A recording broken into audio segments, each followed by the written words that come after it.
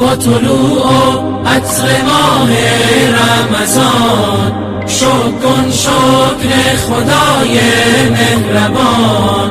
ماه تسکین دل است ماه صیام، گر ز دل باشد تراویح و قیام. ماه مهمانیست مهمان خدا، شده ای دعوت به مهمانی بیا. بنشین بر سفره خانه خدا، نوش جان کن از مناجات و دعا.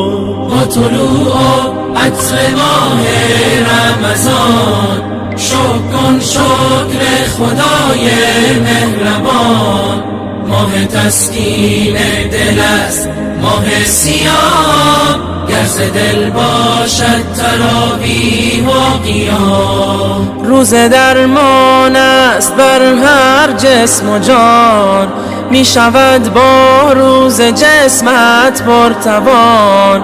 هم شود با روز صبر تو زیاد، چون بیاری مستمندان را بیار. با طلوع عطر ماه رمضان شکر کن شکر خدای مهربان.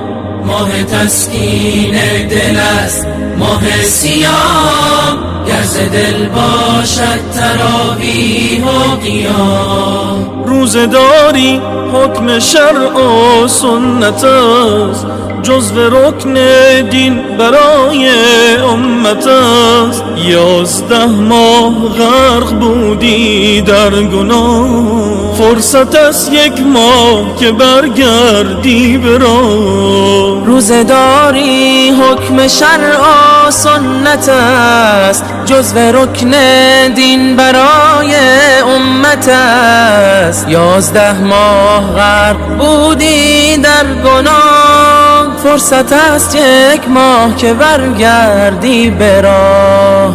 با طلوع عطر ماه رمضان شکر کن شکر خدای مهربان.